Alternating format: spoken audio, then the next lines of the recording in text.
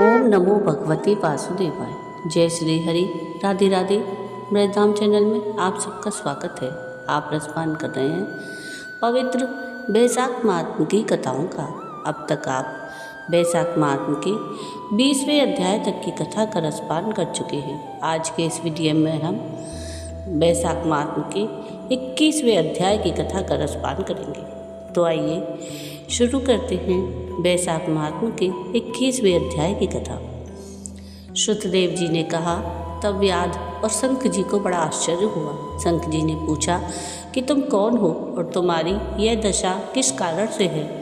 किस कर्म से यह अशुभ दुर्योनि तुमको प्राप्त हुई और अकस्मात तुम्हारी मुक्ति कैसे हुई?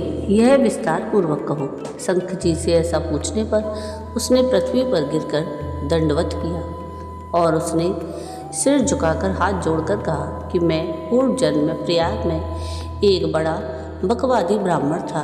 रूप और यौवन से संपन्न था, विद्या और मद से पूर्ण था, धनाढ्य था।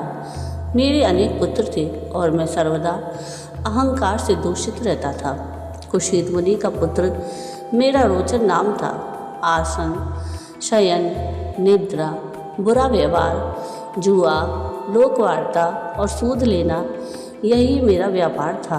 लोक निंदा का भय न करते हुए मैं सब कार्य गर्व से करता था। मुझे किसी की श्रद्धा मात्र ना थी। मेरे दुष्ट दुर्बुद्धि के बहुत काल इसी तरह व्यतीत हुए।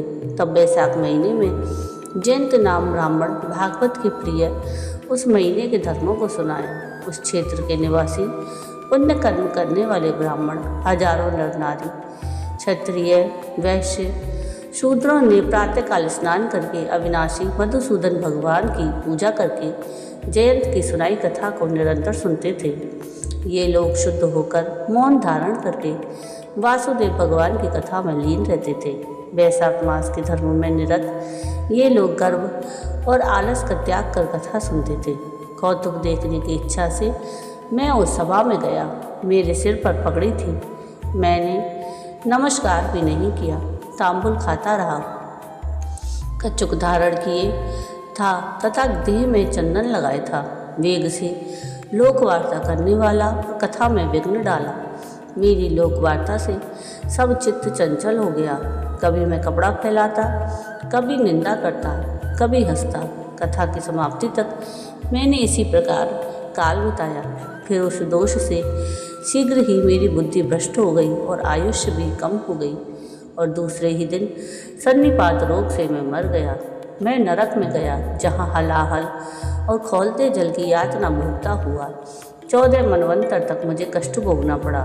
क्रम से 84 लाख योनि में उत्पन्न होता हुआ मैं अब इस वट वृक्ष में रहता हूँ। 10 योजन लंबे, 100 योजन ऊंचे, 7 योजन के खोलरे में क्रूर तापसी सर्प होकर रहता हूँ। हे विप्रर्षि, मैं अपने पहले कर्मों से बंधा हूँ। मैं इस खोलरे में बिना आहार के 10,000 वर्ष बिताए।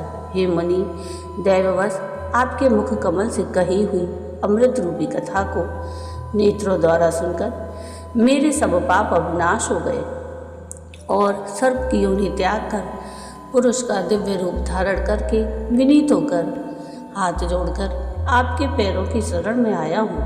हे मुनि श्रेष्ठ, न जाने किस जन्म के आप मेरे बंधु थे। मैंने तो कभी उपकार नहीं किया। सज्जनों की कृपा मुझ पर कैसी हुई?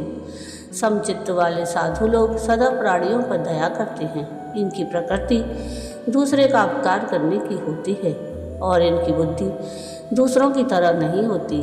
आज मुझ पर ऐसी कृपा कीजिए जिसमें मेरी बुद्धि धर्म में लगे, जिसमें विष्णु भगवान में प्रेम हो और सुंदर गति को मैं प्राप्त करूं। चक्रपाणु विष्णु भगवान कभी न भूलें और साधु वृत्ति वाले बड़े बड़े लोगों से सर्वदा मेरी संगति हो। मुझे कभी पाप न हो, अहंकार और मद भी न हो। मुझे दरिद्रता हो जा, मद से अंधे लोगों की आंखों का अंजन होता है। इस प्रकार से अनेक प्रकार से उनकी स्तुति करके तथा बारंबार नमस्कार करके वह उनके सामने विनीत भाव से हाथ जोड़कर खड़ा रहा। तब प्रेम से पूर्ण होकर शंकर जी ने उसको अपने हाथों से उठाया इसके अंग को हाथ से छुआ, जिससे इसके सारे पाप हट गए। उस दिव्य रूप वाले ब्राह्मण पर अनुग्रह करके कृपापूर्वक जल्दी से उसका भावी वृत्तांत कहा। हे द्विज, वैशाख मास का महात्म सुनने से तथा हरि भगवान का महात्म सुनने से तेरे संपूर्ण पाप नाश हो गए। तू क्रम से अतिवाहिक लोक में जाकर फिर से संसार में दशाण देश में उत्तम ब्राह्मण होगा। तू सब विद्याओं में पंडित होगा और वेद शर्मा नाम से प्रसिद्ध होगा। वहाँ तेरी अत्यंत शुभ जाति की स्मृति होगी। इस स्मरण के अनुसार तू सब शुभ इच्छाओं को छोड़कर विष्णु भगवान के प्रिय वैशाख मास के सब धर्मों को करेगा। निर्धन, निष्प्रह, असंग, गुरुभक्त और जितेंद्रिय होकर उस जन्म में तू सर्वदा विष्णु भगवान की कथा में लीन रहेगा। उससे सिद्धि प्राप्त कर सब बंधनों से छूटकर योगियों से भी दुर्लभ परम धाम को पाएगा। हे पुत्र, मत डर, मेरे प्रसाद से तेरा कल्याण होगा। हंसी से, भय से, क्रोध से तथा द्वेष और काम से अथवा स्नेह से यदि एक बार भी पाप करने वाला, विष्णु भगवान का नाम उच्चारण करने वाला पापी भी विष्णु के धाम को चले जाते हैं। क्रोध जीते हुए जितेंद्रिय, दयावंत, श्रेष्ठ ब्राह्मण श्रद्धापूर्वक कथा सुनकर स्वर्ग में जाते हैं, तो इसमें क्या आश्चर्य है।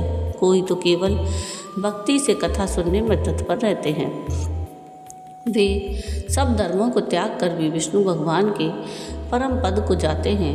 द्वेष इत्यादि से पूर्ण भी जो कोई भक्ति से विष्णु भगवान की उपासना करते हैं, वे भी प्राण हरने वाली पूतना के सदृश परम धाम को प्राप्त होते हैं। महात्माओं का संग, नित्य भगवान का नाम लेना सदा इनका आश्रय, मोक्ष की इच्छा करने वालों का कर्तव्य है।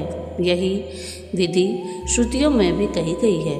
पापों को नाश करने वाला वाग्विस वर्ग के वह कहलाता है जिसमें प्रति श्लोक में निरंतर रूप से अनंत भगवान के यश और नाम वर्णन होते हैं, जिसको साधु लोग सुनते हैं, गाते हैं और मनन करते हैं। जो भगवान कष्टकारक सेवा नहीं चाहते, न अधिक धन, न तो रूप और यौवन चाहते हैं, जिसके एक बार स्मरण करने से ही मनुष्य दिव्य धाम को जाता है, उसी दयालु की शरण हम जाते हैं। उसी भक्तवत्सल, अव्यय मन से जानने योग्य, दया सागर, अपार नारायण भगवान की शरण जा।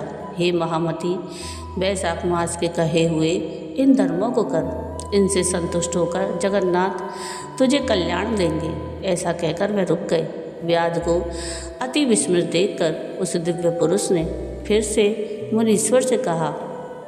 दिव्य पुरुष ने कहा, हे शंख जी, मैं धन्य हूँ, आप दयालु से मैं अनुग्रहित हूँ। अरे, मेरी बुरी योनि छूट गई और मैं परम गति को जाता हूँ।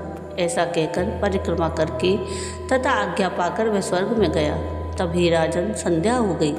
शंख जी व्याध से संतुष्ट किए गए। साय संध्या करके राजाओं की, देवताओं की और महात्माओं की अनेक कथा कहते हुए बची हुई रात बिताई और अवतारों की देखी हुई बात बीच रचित में काटी।